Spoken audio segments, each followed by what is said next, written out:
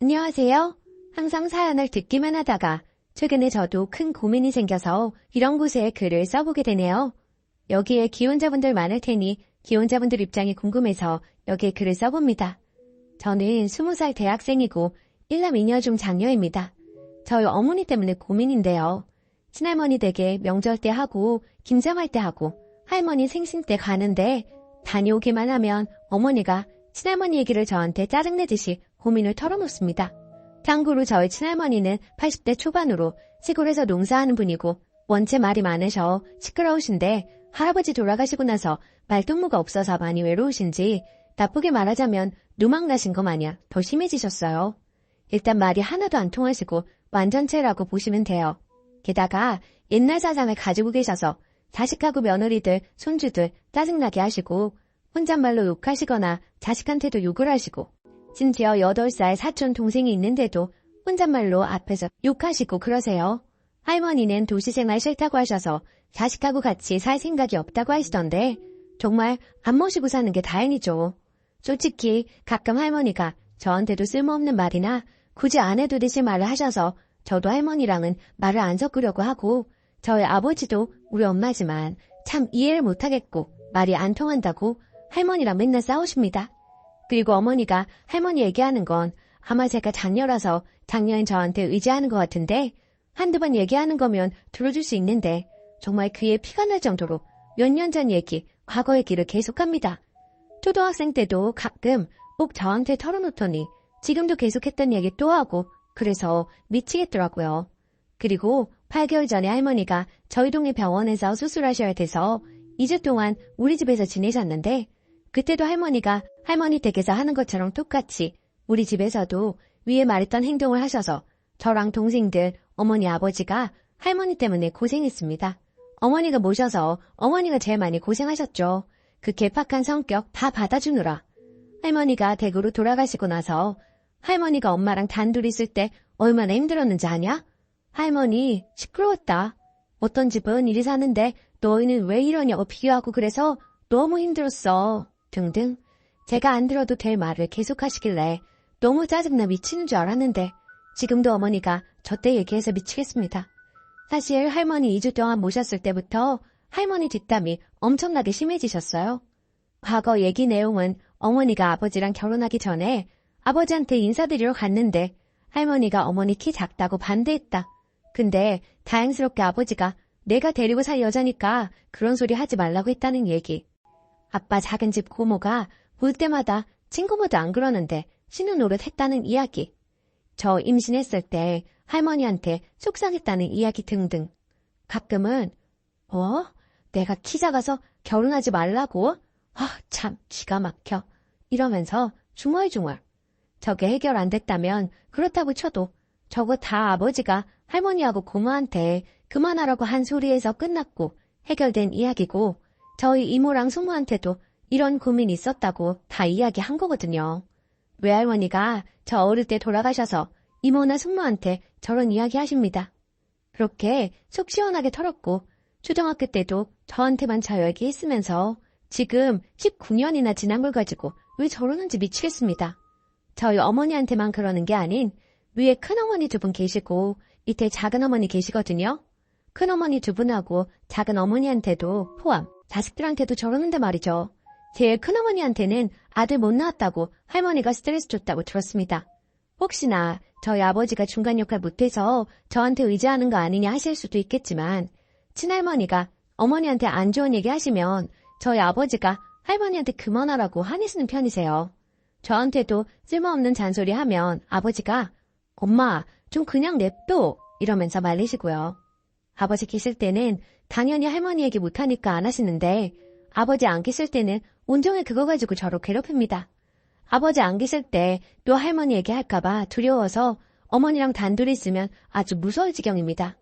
명절에 할머니 댁 다녀왔는데 몇 주째 할머니 얘기를 하시는지 듣기 지쳐서 무시해도 제가 할머니 얘기 듣기도 싫어 이래도 혼자 계속 구시렁거리고 그 전원일기라는 드라마 아시죠? 거기에 복길이 할머니 나오시잖아요.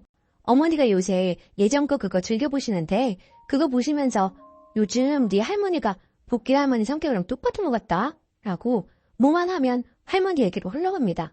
근데 저희 할머니도 지나간 얘기 또 하고 과거 얘기도 또 하고 뒤끝 장난이 아니시거든요.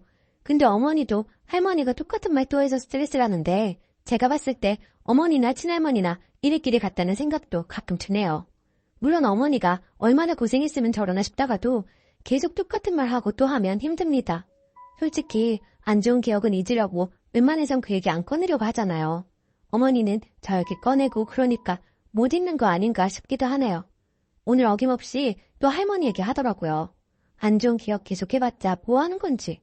딸은 엄마 팔자 잡는다던데 저도 모르게 저런 부정적인 성격 닮아갈까봐 무섭고 또 내가 저 소리 들어야 하나 싶어서 폭발해서 아 제발 그만 좀 해. 할머니 얘기 듣기 싫다고 말했잖아. 진찰머리 난다고. 몇십 년이 지난 거로 왜 그래? 맨날 그 얘기하니까 엄마가 못 잊는 거 아니야. 엄마도 동생 장가가면 할머니처럼 그리 될까봐 두렵다 하니까 어머니는 저보고 여자는 임신했을 때 서러웠던 거나 시댁에서 상처받은 거는 평생 하나로 맺힌다. 네가 지금은 어려서 그렇지. 나중에 시집가면 엄마 마음 알게 될 거다. 그리고 엄마는 원래 이런 거 안 털어놓으면 화병 나는 성격이라 이렇게라도 털어내야 하는데 넌 그것도 못 들어주니? 이러면서 저를 나쁜 딸 취급을 하시더라고요. 반대로 제가 똑같은 얘기 또 하면 하지 말라고 그만하라고 언성 높이던데 저를 감정 쓰레기통 취급하는 것 같아서 화나기도 하고 한편으로는 어머니가 멋지게 입고 살았으면 좋겠는데 정말 어머니 말씀대로 시댁에서 받았던 상처는 평생 못 잊는 걸까요? 제가 스트레스 받더라도 참고 들어주는 게 맞을까요? 저희 어머니 스트레스 받게 하시는 친할머니도 믿지만 저를 감정 쓰레기통 취급하는 저희 어머니도 믿습니다. 요즘 할머니 얘기 듣기 싫어서 학교 마치면 일부러 집도 늦게 들어가는데 졸업하고 빨리 취업을 해서 독립하고 싶네요. 댓글. 나는 40살이 넘었는데도 아직도 듣고 있어요. 할아버지 할머니 나 중학교 때 돌아가셨고 그 후로 고모들하고도 왕래도 거의 안 하는데 그 전에 있었던 일들을 아직도 얘기하시는 거예요. 엄마 이제 그만하라고 말하면 그래 이거 사 너도 같은 씨라고 편드냐? 이래요. 저는 좀 듣다가 아 맞다 엄마 이러면서 다른 화제로 돌리려고 하는데 그게 먹힐 때가 있고 안 먹힐 때가 있어요. 엄마가 그때 상처가 참 깊으였구나 이해는 하는데 같은 레퍼토리 계속 듣자니 솔직히 좀 힘들긴 하죠. 조금만 더 참으시다가 빨리 독립하세요. 두 번째 사연. 사업하는 예비신랑이 반반 결혼을 원합니다. 안녕하세요. 4년 사귀고 내년 결혼하자고 말 나온 상태예요. 남자친구는 사업한 지 3년 정도 됐고요. 시작하고 8개월쯤부터 흑자나기 시작했고 300, 500, 700 이런 식으로 벌다가 지금은 월 1000 이상 꾸준히 벌기 시작한 지 3개월쯤 됐어요. 실은 남자친구가 사업할 머리는 아니어서 사실 기초공사 때부터 지금까지 운영이나 관리는 전부 제가 합니다. 금전적인 부분도 얼마 어디에 보내라, 언제까지 얼마 내야 한다 등 세세하게 다 제가 관리하고 있습니다. 남자친구가 당시 모은 돈에 대출까지 껴서 시작한 사업이라 만나고 한 2년 정도는 남자친구가 돈이 없어서 제가 모든 데이트 비용 부담했고 지금은 그때 고마웠다고 남자친구가 많이 냅니다. 저는 회사 20대부터 길게 다니다가 최근 어머니가 건강상으로 많이 안 좋아지셔서 그만두게 되었고 회사 다닐 땐 회사 업무 남자친구 사업 업무 병행해가며 거의 격벌이로 뛰었고 그만두고 나서는 낮에 어머니 돌보다가 주무시면 데스크톱으로만 남자친구 사업 업무 보곤 했습니다.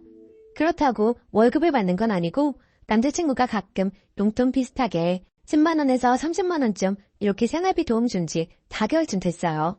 물론 남자친구 사업이 잘 돼야 미래도 밝아질 테니 저도 발 벗고 도운 거 맞아요. 너의 사업이라고 생각하기보다 우리 미래라고 생각하고 월급 없이 도왔습니다. 근데 결혼은 정말 현실이네요. 반반하재요. 제가 이제 일 못하는 거 뻔히 알면서. 그래서 알겠다. 지금 일 못해서 모으기는커녕 모은 돈 오히려 까먹으며 살고 있으니 돈 모으게 월에 300씩 월급 달라 했습니다. 그랬더니 무슨 300이나 달라 하느냐고 펄쩍 뛰더라고요. 그래요. 사실 초반에는 할 게 많았지. 지금은 체계를 잘 잡아놔서 제가 저녁에 업무 정리만 해두고 해야 할 거 준비하고 전달만 잘하면 지장 없습니다. 자랑이 아니고 저 정말 일머리가 좋아서 그까짓 거 운영하는 거 일도 아니고요. 그렇다고 쉬운 일은 아니어서 남자친구는 절대 못해요. 그 머리로는 세금 계산은커녕 관리비도 알려줘야 되고 문제 생기면 저부터 찾는데 어떻게 하겠어요? 그래도 반반하자는 그 말이 너무 짜증나서 그만큼 월급 안 주면 나 너 사업에 이제 손 뗀다고 도움 안 준다 했어요. 그러라고 하더니 그럼 자료도 좀 보내달래요. 앞으로 지가 하겠다고. 그래서 문서 전부 수정 안 되고 볼 수만 있게 해서 자료 보냈더니 이번엔 자기가 쓸 수 있게 파일을 보내줘야지라고 하네요. 싫다고 했어요. 네가 만들어서 쓰라고. 제일 기본적인 엑셀 다루는 법도 모르면서 앞으로 어떻게 할지 모르겠지만 인수인계는 해줘야지 하길래 내가 지금까지 너한테 월급 한 번 받아본 적이 없는데 무슨 인수인계야? 나한테 더는 도움 바라지 마. 라고 했어요. 지금 사업장에서 사용하는 프로그램도 다 제가 만들었고 마케팅도 진행하는 일도 다 제가 했어요. 자기 지금 3시간씩도 못 잔다고 너무 피곤하다는데 자존심은 있는지 도와달라고는 안 하네요. 전 그냥 힘들구나, 힘내 정도로 옹수합니다. 그냥 어머니 모시고 놀고 먹으니 행복하긴 하네요. 손 뗀 지 일주일도 안 지났는데 사람을 한 명 뽑아야겠다고 해놓고 자꾸 이 사람 어떠냐 저 사람 어떠냐 지원자들 이력서를 보내서 나 너 사업에 손 뗀다고 안 했느냐 그만 물어라 했더니 결혼도 할 사이인데 이 정도도 상의 못하니 하네요. 그래서 응 예쁘네, 응 잘생겼네 정도로 대답하고 있어요. 다음 달 큰 행사 있어서 미리 준비할 것들 엄청나게 많은데 알고는 있는지는 모르겠네요. 반반하자는 말에 기분 나쁜 제가 양심 없는 건가요? 저도 제가 좀 억지 부리는 건가 침질 부리나 싶고 이 감정이 뭔지 모르겠어요. 넋두리 좀 드러났네요. 후기. 새벽까지 길고 긴 대화를 나누었어요. 진심으로 조언해주신 분들 감사합니다. 만나서 댓글 같이 읽고 얘기 나눴습니다. 후기에 앞서 몇 가지 설명 좀 할게요. 뭔가 착각하는 특히 남성분들이 많으신 듯하요. 너님 쟤랑 결혼 안 하면 근데 어쩌게? 뭐 대책 있음? 능력 없는 중소기업 경리들도 결혼을 하고 싶은가 보다? 호졸이냐? 20대부터 길게 일하게. 아픈 건 부모님인데 왜 네가 이를 간도? 등 결혼에 대한 대책은 없겠죠. 인생의 대책이 없겠습니까? 34살이니 또 새로운 누군가를 만나서 새로 감정을 나누고 시작하기엔 늦었다 생각이 드는 것뿐이에요. 대학 4학년 1학기 때까지 성적 평균 4.0이었고 와탑 놓친 적 한 학기 때 빼고 없네요. 교수님 추천으로 2학기 때부터 인턴 1년, 계약직 2년 후 정규 전환된 사례입니다. 사회생활 조금만 해보셨다면 이게 어떤 의미인지 아실 거라 생각해요. 한 회사에서만 계속 있었고 퇴직금 4천쯤 받았습니다. 이 정도면 길게 다녔다 생각했는데 남들이 보기엔 아닐 수도 있겠네요. 길가의 기준은 상대적인 거니까요. 이렇게 하나하나 다 설명하지 않아서 오해를 산 건가요? 경리는 도대체 어디서 나온 경리인지 모르겠어요. 경리도 물론 훌륭한 직업이죠. 기여하는 거 아닙니다. 세금 처리한다는 말 때문인가? 참고로 전 개발자입니다. 저희 어머니께서 어떤 질병으로 어떤 상태인지도 모르면서 왜 아픈 건 부모님인데 일은 네가 간둘까 비꼬시지 않았으면 합니다. 상황만 되면 저 갈 회사 많아요. 프리로도 전향 가능합니다. 단지 어머니 안정 되시려면 1, 2년은 걸릴 것 같아서 아버지랑 상의하고 내린 퇴직 결정일 뿐이니 그런 비꼼은 삼가해 주시길 바래요. 10에서 30 사이로 생활비 도움 줬다는 건 그냥 지금 벌이가 없으니 먹고 싶은 거 아끼지 말고 먹으라 하고 주는 용돈의 개념이지 정말 그걸로 생활을 하라는 건 아니었어요. 저 그렇게 피곤하지 않습니다. 댓글 정독한 남자친구의 태도를 결정해보자면 너무 억울하대요. 본인은 아직 대출금이 남아있고 현재 대출금 한 70% 정도 중도상환압류. 지금은 지출을 최대한 줄여야 할 때라고 생각했대요. 그래야 당장 내년 결혼하면 대출 없이 안정적으로 시작할 수 있을 거라면서요. 제가 손을 떼면서 본인이 해야 할 일이 너무 많아졌고 제가 하면 1시간이면 끝날 일이 본인이 하면 3시간, 4시간 걸리니 잠잘 시간도 없고 그래서 기존에 본인이 하던 잡일들이라도 해줄 싼 인력을 고용하려고 했다고.